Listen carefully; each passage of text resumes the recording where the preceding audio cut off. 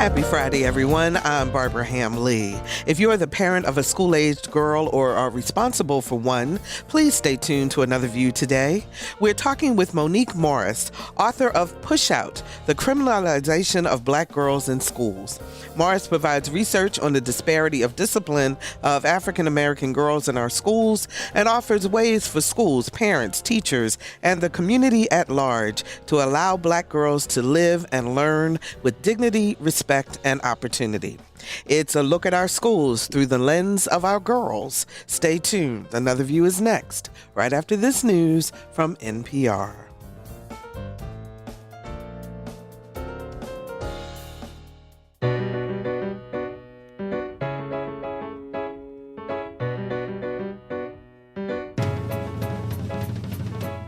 Discussing today's topics from an African American perspective, this is Another View.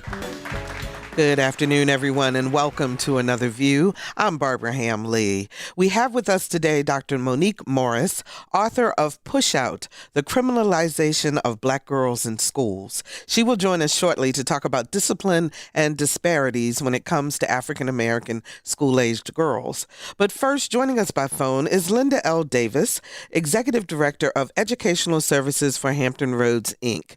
They are holding their second annual Summit for Teachers and Parents very soon. Hi, Linda. How are you? Good morning. Well, afternoon. Absolutely. So it's called Spotlight on Public Education. Tell me about the summit. Well, this is our second summit, and the theme this year is Spotlight on Public Education, creating partnerships to enhance student success. Mm-hmm. And basically, we want to bring together parents, teachers, administrators, and even community members to dialogue about what's going on in public school today, issues and concerns that they have. We want to do it in a neutral setting so that, people feel free to talk about what's on their mind, not in the school building, but, in another setting. So where's it going to be held and all that? It's going to be at the Ray and Joan Kroc Core Community Center on October 8th from 8 o'clock in the morning to 2:30 in the afternoon. Mm-hmm. And we will provide breakfast and lunch. And we have 5 workshops, 2 for parents and 3 for teachers, but the participants can pick any 2 workshops that they like. Some parents like to go to the teacher workshops, and some teachers like to go to the parent workshops. Mm-hmm. So they can choose any 2, and we run the workshops twice so that they can go to 2 of them. 2 of them. I noticed that you have one particular topic for teachers, how to effectively communicate with parents, and then for parents, how to be an effective communication during parent-teacher conference. So you're attacking this communication issue from 2 different angles. ways. And I'll tell you why we did that. Every fall, or when we're starting our planning, we try to do a survey with teachers using SurveyMonkey. And so the number one response, we always ask them for a suggestion for a topic. Mm-hmm. And the number one suggestion was communication. So we decided because of that, we would do it from both angles. Okay. And so where do people go if they want to sign up for this or attend? They can go to our website. Mm-hmm. It is ESHRINC.org. It's the letters of the company, Educational Services of Hampton Roads Incorporated. Mm-hmm. So it's ESHRINC.org. And they actually can register online, or they can just print the form and mail it in. It's up to them. The first 100 parents, there's no charge for them. We do get a little bit of funding. We are a nonprofit organization, and so we do get some funding to try to cover the parents. The parents we're trying to reach, we want them to come, and I know some of them it's a bit of a stretch to pay the $35 conference fee. Okay, so there is a fee that is involved, but the first 100 parents can come for free. Yeah. And so that website again is ESHRINC.org.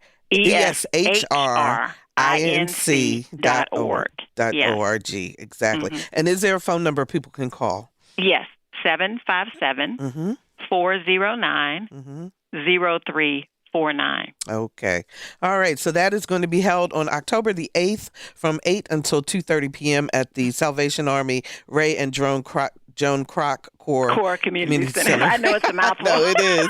That's in Ballantyne Boulevard in on Norfolk. Ballantyne Boulevard in Norfolk. Absolutely. That's correct. And we're really excited because Dr. Deetra Trent, the Virginia Secretary of Education, is our lunch and keynote speaker. So we're really excited about that. Fantastic. All right. Thank you so much, Linda, for joining us on Another View today. And hopefully people will go out. It's a great opportunity for you to, as a parent, to find out some ways to be more effective in communicating with your child's teachers, and also for teachers and administrators, a great way to communicate with parents. Thank you so much for joining us. Thank you. All righty. Take care. Bye. Okay. Now there's been a lot of focus on the plight of African-American boys. Initiatives like President Obama's My Brother's Keeper, or legislation proposed by Congressman Bobby Scott and others that will overcome the school-to-prison pipeline. But what about African-American girls? How is their experience different? Joining us by phone is Dr. Monique Morris, author of Pushout, The Criminalization of Black Girls in School. Dr. Morris, how are you? I'm doing well. Thanks for having me on today. We're very excited to have you on. I was reading the book, and I have to tell you, I was just stunned at some of the numbers and the statistics, but even more so the stories that the girls themselves told. Why did you decide to structure your book so that we heard so much from actual girls who have experienced a negative experience in schools? Well, I have felt that much of our conversation about what's going on with girls is largely missing their voices. And so the type of research that I engage in, or that I tend to prioritize, is participatory action research, which centers the voices of the affected population. And so that's the same approach that I took to writing this, was to really center in many ways their perspectives, experiences, and to tell their truth in a way that they told them to me, so that all of us could really experience, as best I could, a representation of their firsthand experiences with this topic. We're all experts on our own experience, and so it was really important for me to share their expertise with everyone. So, Monique, you focused on a very specific cohort of girls. Can you explain what that was and why? I did. I took the approach of talking about, well, number one, this was my way of talking about the big issue that I heard you refer to as the school-to-prison pipeline, which is what most people refer to it as.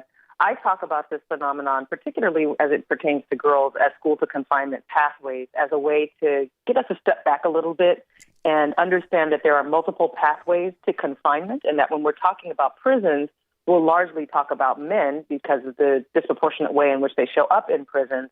But when we talk about confinement and we talk about criminalization, we're able to see the full scope of our communities that are impacted by these issues. And so I took the approach of starting with girls who had experienced school pushout, people who had historically been labeled as dropouts, people who have been experiencing many different conditions and policies and practices that have turned them away from school.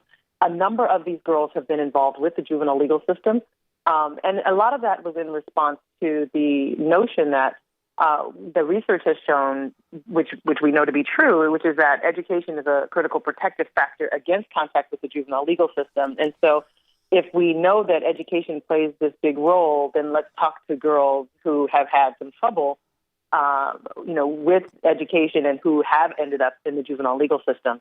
So a number of the perspectives are from girls in various cities throughout the country who have experienced school pushout, who have experienced contact with the juvenile legal system, who have experienced contact with foster care and are multiple system involved, who have in some cases experienced commercial sexual exploitation and other vulnerabilities in their lives. So someone who's sitting at home and they're listening to this and they say, well, my daughter, that doesn't affect my kid at all. They're not poor. They're not, they haven't been sexually abused. They haven't had an opportunity to face the juvenile justice system.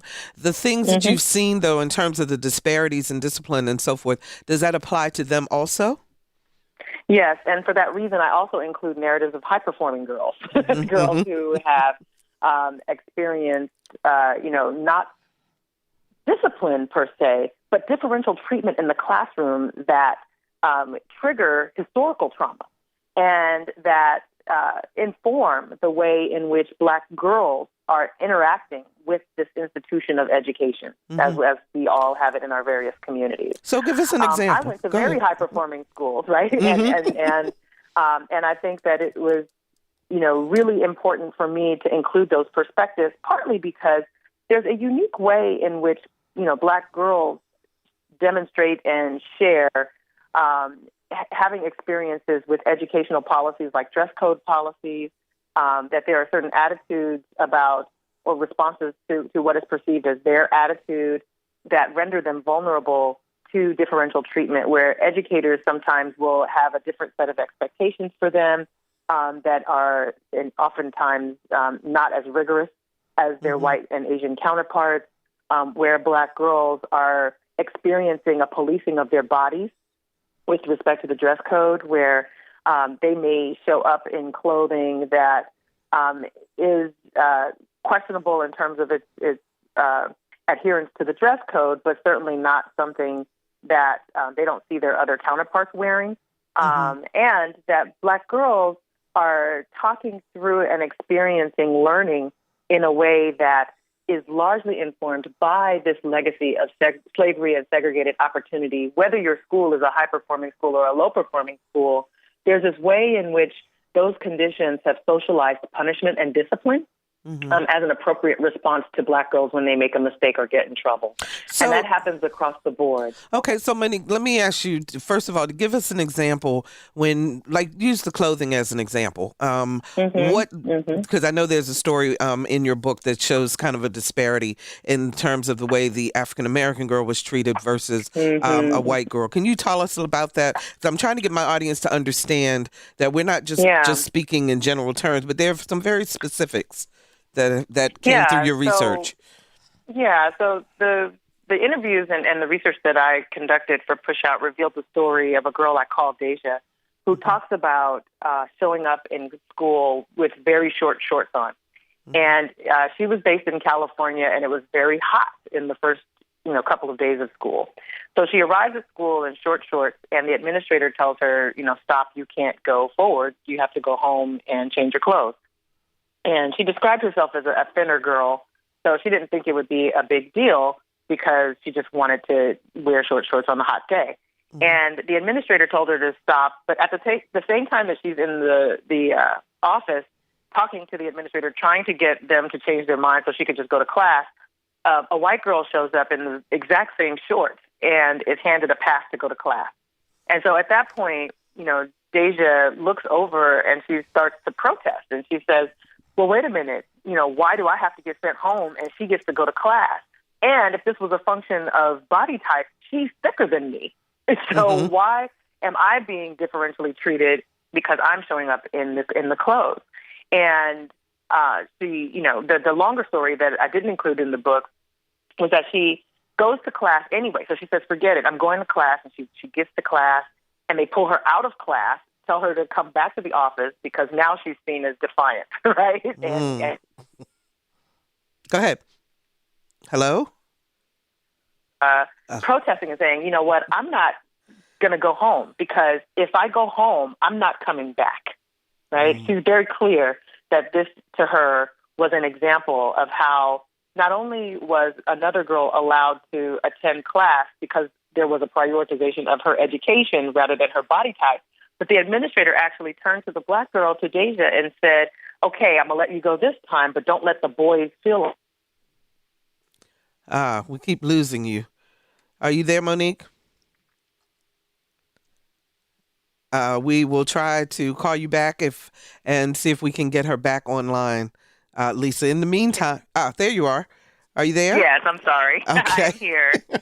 Yes, you keep going in and out. So I'm so sorry. That's okay. I was going to say the last piece that we heard on the air was that you were explaining what the administrator said to the young lady at the end. Yes, and she told her, don't let the boys touch her body, essentially. And so she, was very clear that not only was this about what she had on, but there was an assignment to her based upon who she was, right? And not even really her body type, the expectation that somehow a Black girl in short shorts will invite the attention of boys and be provocative in a way that white girls wearing the same shorts was not. And so this happens across the school spectrum, where Black girls in various cities, schools of different socioeconomic types, different performance types, all describe this differential treatment and this prioritization of a regulating of their bodies as opposed to a prioritization of their educational or academic achievement. Now, this isn't just in high schools. This starts as early as preschool. Is that what you found? Not necessarily dress code, but the whole idea of what happens to Black girls in terms of discipline. No question. The exclusionary discipline, the suspensions, the expulsions, all of that happens to Black girls in differential ways beginning in preschool. The latest data from the U.S. Department of Education show that Black girls are 20% of girls in preschool, but there are 54% of girls in preschool who are experiencing suspensions, out-of-school suspensions. And when we look at some of the stories and the narratives that have made it to the public domain, we see that there are cases of, some of the most egregious implementation practices around zero-tolerance policies have impacted Black girls who have been placed in handcuffs, who have been arrested on their campuses for having bad tantrums, 6- and 7-year-old girls. And so there's this, different way in which adults are reading threat and assessing threat associated with Black girls. And this has largely not been a part of our discussion. We've tended to talk about threat and assessment of threat in schools largely through the lens of what is happening with our boys.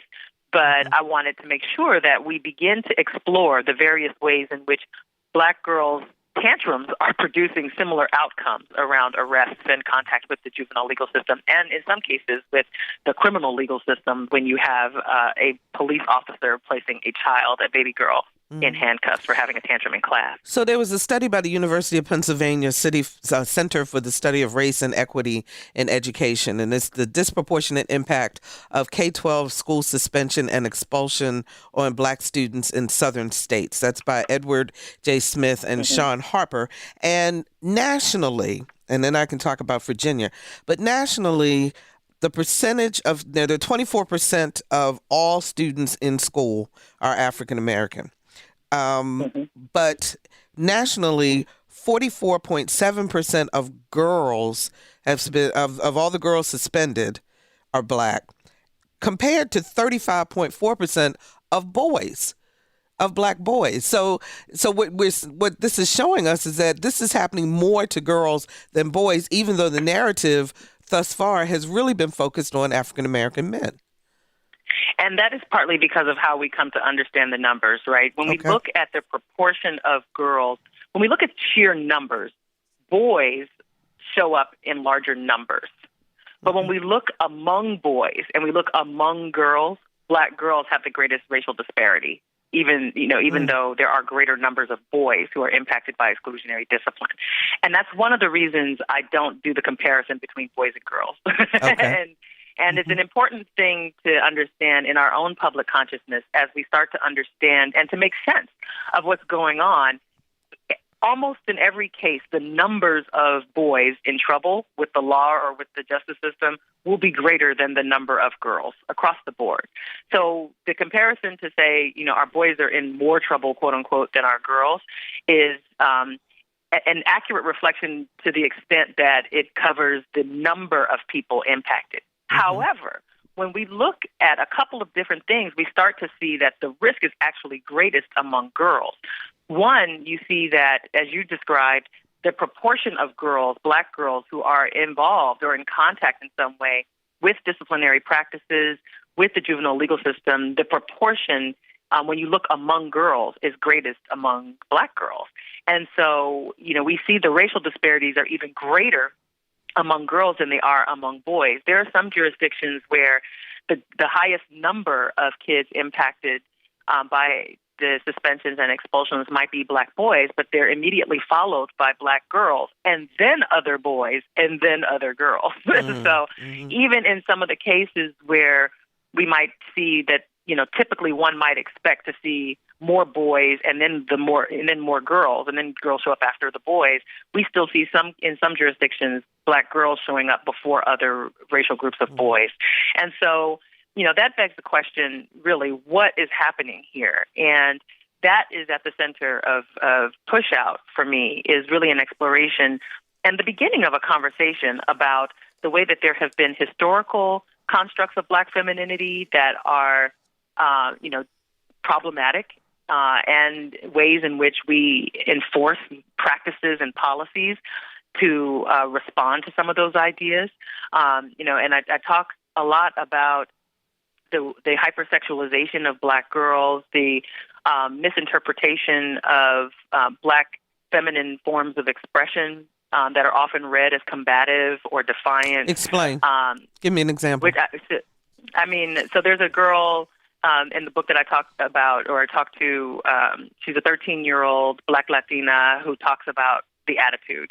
And she says, us Black girls, like, if we don't get it, we're going to tell you. If we don't think something's right, we're going to tell you. We're going to speak up. We're going to speak what's on our mind. Mm-hmm. And I use that often as an example to show how Black girls, Black women in our tradition, speaking up and speaking out is central to our survival.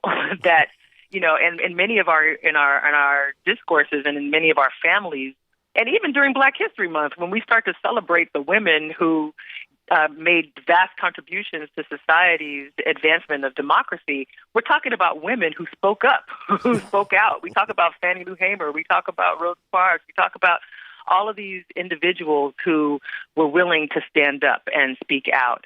And yet, when Black girls do it today, we see it as defiant and combative and talking back and talking out of turn. And sometimes it does happen out of turn. And, my point is that is not then the criminal behavior. That's behavior that can be channeled to really be a part of a social justice movement that it has always been tied to. Mm-hmm. However, in many of our spaces, and especially in our learning spaces, the interpretation of Black girls as being a group of girls who might speak out is read as something that is a counter to dominant expressions of femininity or acceptable expressions of femininity. Okay, so how do you... There's one administrator who says our girls aren't docile, for example, and that is one of the reasons why girls get sent to his office, is that if they're not docile and they challenge the teacher, it's not read as an exchange. It's not read as a reflection of their critical thinking. It's read as an affront to the authority of the adult, and they're immediately removed from the learning place. Mm-hmm. And so how do you, for the skeptics who are saying, well, it's just all about manners and it's all about conforming to the school norm as opposed to the school conforming to what this child needs. What is your response to that?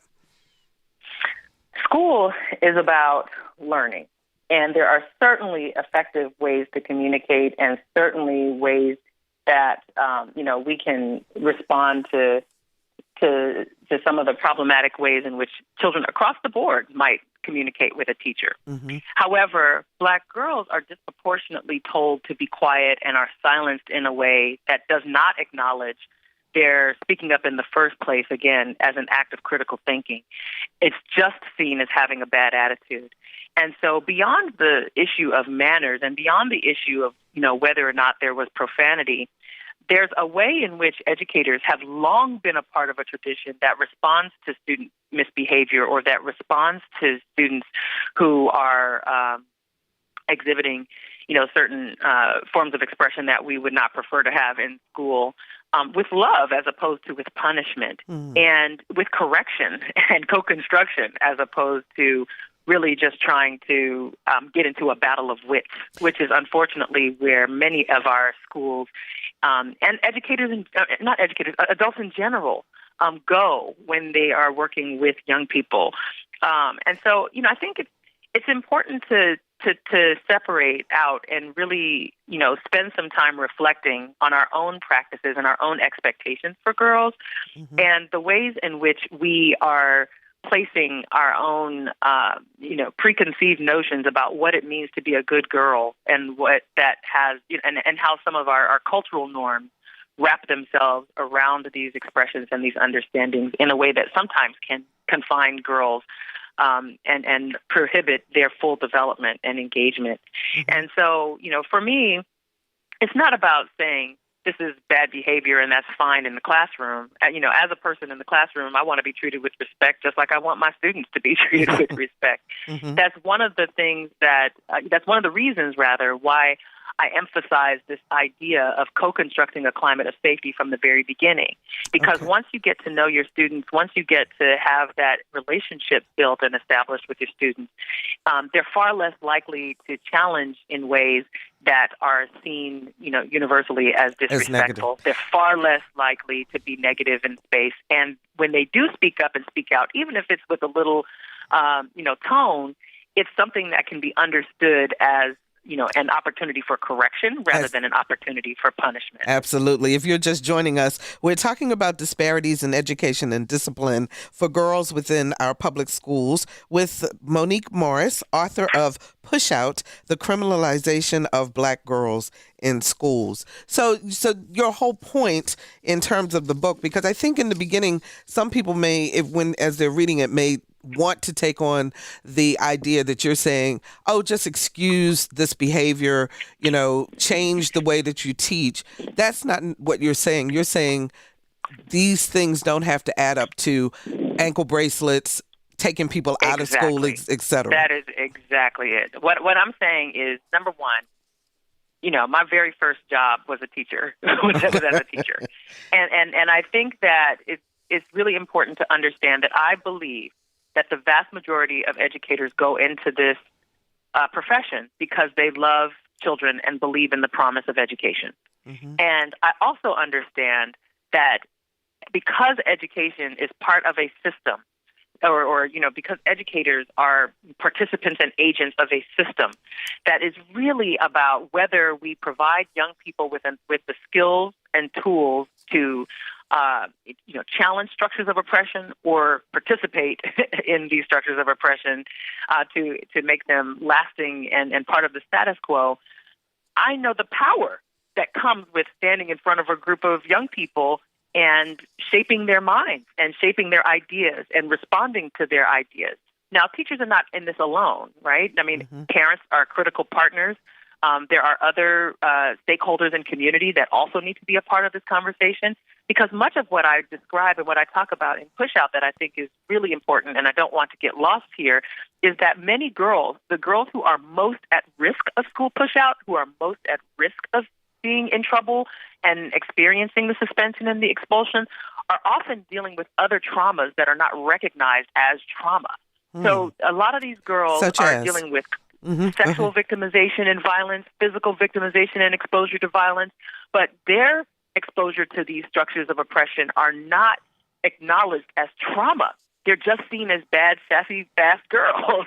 And so it's really important for us to understand the role that community plays in maintaining the safety of girls so that they can learn, but also the ways in which schools themselves can be better responsive to the needs of girls, as opposed to really just seeing them as out of order. For example, there's a district in California where the girls were talking about their own well-being, and this was a report that was published by the Alliance for Girls recently after having a series of interviews with girls about their school conditions. And what emerged from this work was that girls routinely knew that Fridays were called slap A-word Fridays.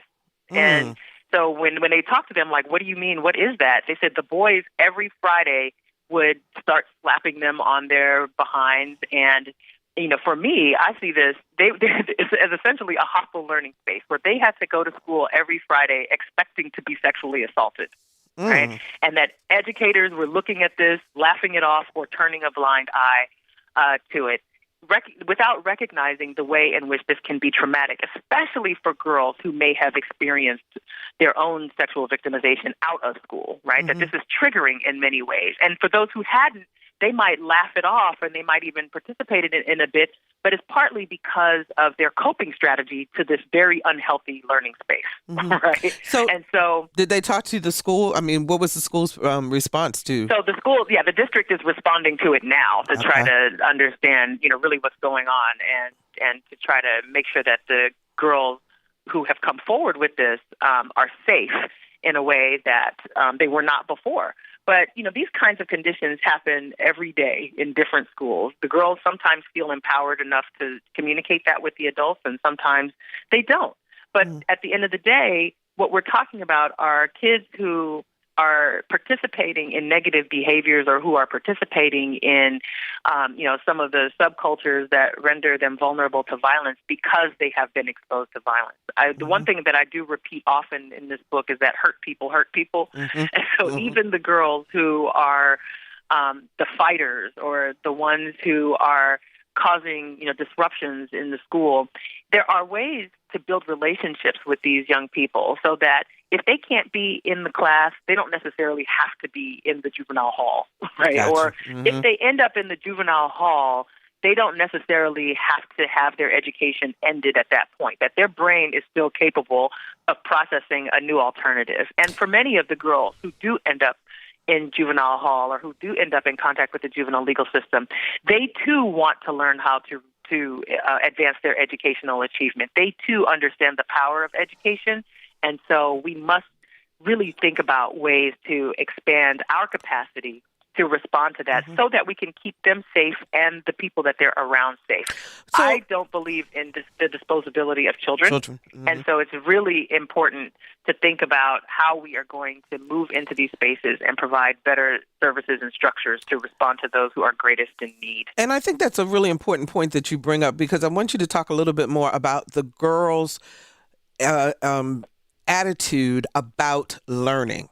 Because I think that a lot of people sometimes think, well, these girls are in trouble. They're in the juvenile justice system. They don't care about learning. But is that what you found in your research? That is not at all what I found. And, one of the first questions I would ask the girls when I went into the facilities to talk to them was, tell me about education and how you feel about school. And for many of the girls, this was the first time anyone had asked them about how they were feeling about school. So they were surprised. That someone cared to ask them, and they overwhelmingly said they understood and appreciated the value for education. They overwhelmingly, the vast majority of the girls that I talked to said education was either important or very important to them and their families. Now, there was a disconnect because while they were saying education was important to them, many of these girls had not been in school for months, in some cases years. Some of these girls had been, expelled and suspended multiple times. The majority of them had these experiences. Many of these girls were showing up to school, expressing some addiction issues, and so that was unresolved. And so, that to me was part of the interrogation here, right? Saying, okay, so if you think school is so important, then what is happening? Why are you not performing in the way that you could be? Why are you failing out? What's happening? Right. And that's where I started to identify that many of these girls had experienced multiple forms of trauma that impacted how their brain was working, that impacted how they were responding to conditions that may not trigger somebody who had not experienced trauma, but that in their learning space to have to read books that were about slavery, and that was the only time that anyone ever talked about the conditions of Black people was problematic. For girls who, had to only talk about their bodies through a lens of sexualization or through the dress codes, that was problematic. For girls who had to be searched in walk through metal detectors to get through school and have men going through their personal items, that was triggering. For girls who were being called routinely out of their names, who were being demeaned in their social spaces, all of these were triggers. And so when we were looking at, when I was working with them and talking to them about, what was happening in their lives, it became clear to me that part of what we are finding here is that there is a uniquely harsh way in which adults read the behaviors of Black girls and respond to those behaviors, and in ways that Black girls themselves were starting to internalize. That many of the things that they were experiencing were multiple, structures of oppression, the poverty, the violence, the racial and gender bias that to the point where they even called themselves ghetto or ratchet and accepted that as a label that was acceptable. And that's one thing we have to better understand as a community about what historical trauma does to us.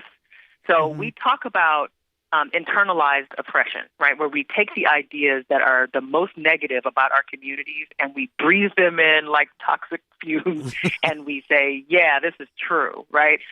One of my favorite quotes is from Ivory Tolson, who does a lot of work, Dr. Ivory Tolson, and he says, we have to love Black people enough to not believe all the bad things that people say about Black people, right?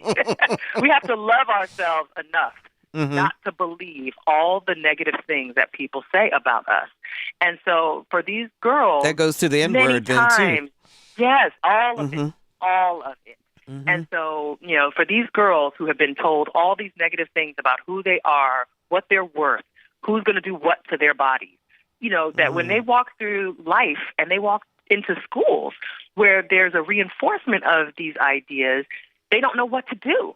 So they cope as best they can. And in many ways, their coping strategies get them in trouble.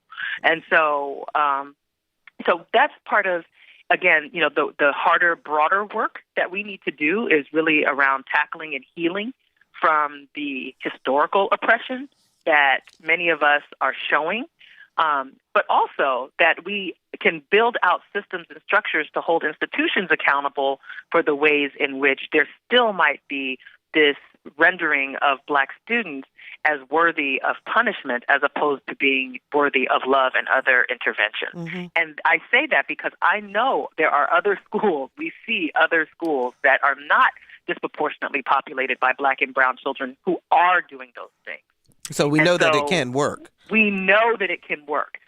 Please believe that the schools where kids get in trouble are not only Black and brown schools, right? Gotcha. That kids make mistakes in every school. How we respond to those mistakes in schools is different. So what is going on in the South? Because this study, again, and you talk about it in your book too, Blacks nearly half of all students suspended and expelled in the South. Yeah. And, in Virginia, okay, just so my listeners will know, for those of us here, the percentage of Black suspended girls in the state of Virginia is 56.4% and expelled 37.2%. The national average is 44 and 41, respectively. So that's a big number for the state of Virginia and all other southern states that are listed in this discipline. So is there something particular about the South in the way that people perceive Black girls and the way that they should be punished if they're not following the norm? I think that's an open question. That's an open inquiry. And I have a project, my organization, the National Black Women's Justice Institute, is partnered with Georgetown Law Center on Poverty and Inequality to look at school resource officers and their interactions with girls of color in the South. And so that's an open project that we have now that's really looking at some of the attitudes and behaviors, particular to, law enforcement in schools. And, we started this project before the incident in South Carolina went viral because when the young we were lady very clear that with the young woman, right, who had been turned over and thrown across the room by the school resource officer. And that district, just so your listeners know, just entered into a voluntary agreement with the Department of Justice to revitalize and basically overhaul their entire school resource officer program. But, I think in many ways that's a work in progress. And as we start to better understand what might be some of the more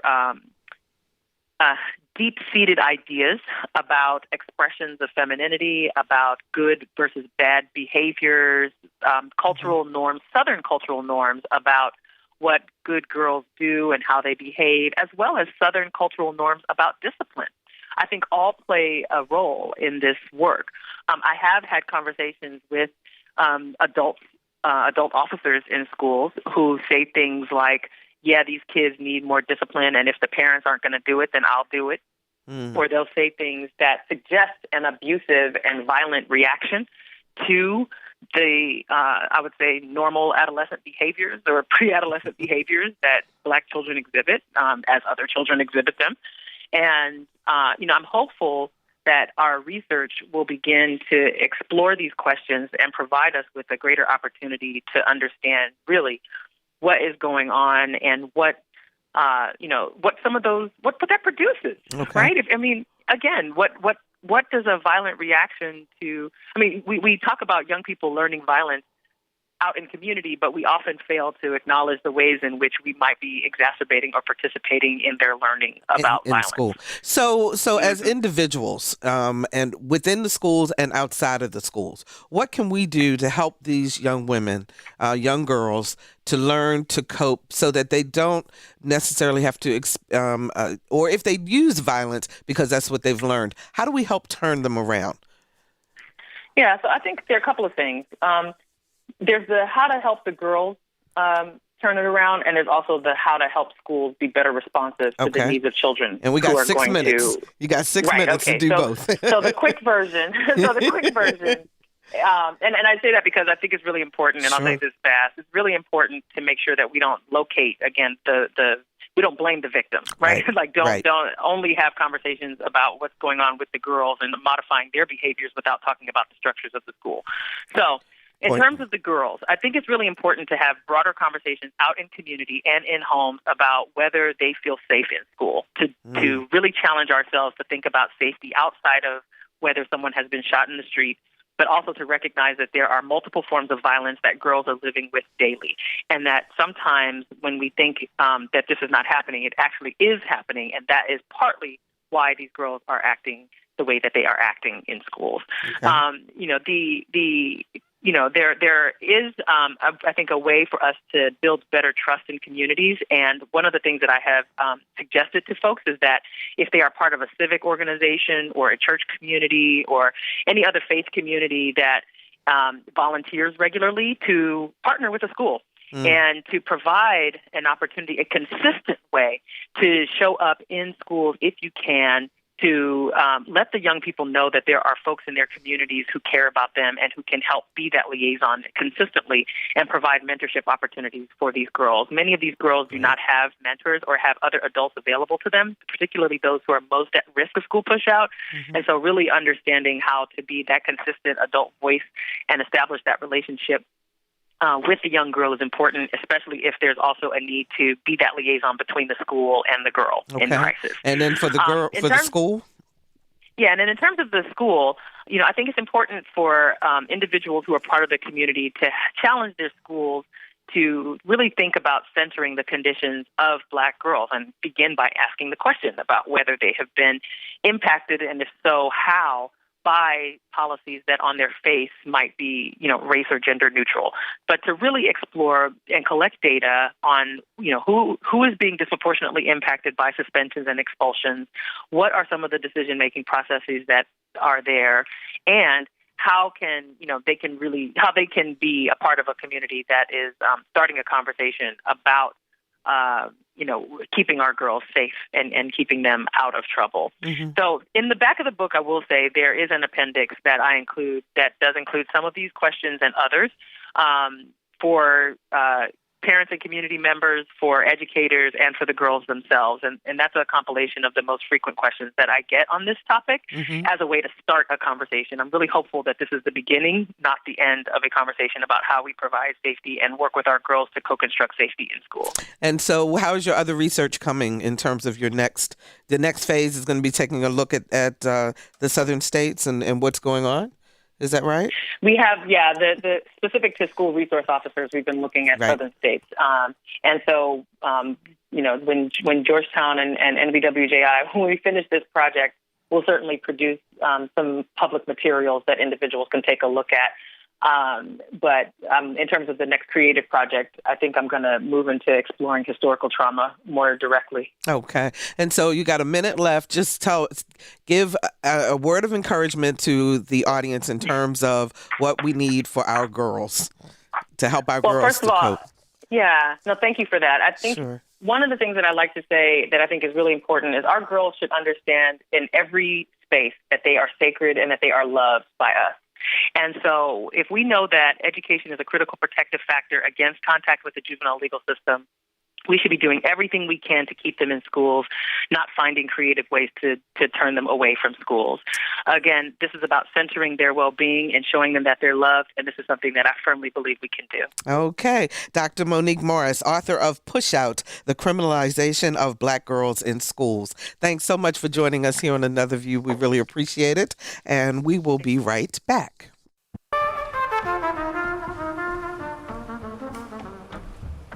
I'm with Marcellus, and you all are checking out Another View on WHRV 89.5. Don't go anywhere. Check us out.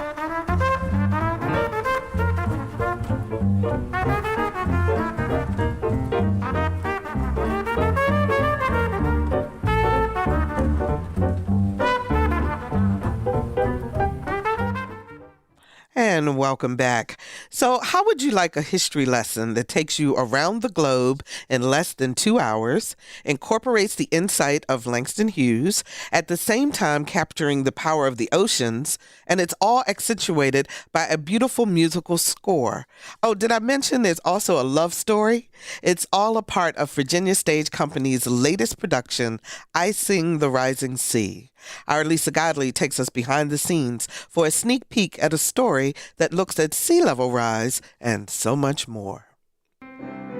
Ocean view, no resort can compare. How true. I Sing the Rising Sea is a musical that artfully blends local history with the global issue of sea level rise. It then blends a hint of fiction to tell a wonderful story. Creator Eric Shore was commissioned by the Virginia Stage Company to write the play, his research taking him back in time to the historic storm of 1933. They didn't call them hurricanes back then, but it was indeed a very big hurricane. And it struck Norfolk, and Norfolk was even downtown underwater. And there are these iconic photographs that I stumbled across on Google, which show Granby Street flooded, people on boats rowing along the street. So I thought, okay, this is interesting. Shore's research then uncovered the story of a woman who was flagpole sitting at Ocean View when the storm hit. This was something that people did back in the 30s during the Depression to make money, and people would sit on top of flagpoles, 50-something feet up in the air, for as long as they could. And this woman was trying to set a record. The deeper he dug, the more facts he uncovered. But the most obvious thing to me about Ocean View was that it was a segregated beach. There were nobody except white people there. And I thought that was also interesting. So I thought maybe there's a story in there somewhere. Shore uses creative license and centers his story around an African-American family, following them through 3 generations. I'm always interested when I look at history, whose story is not being told, who might be underrepresented, because that to me feels like an educational opportunity not only for myself as a writer, but also for possibly an audience.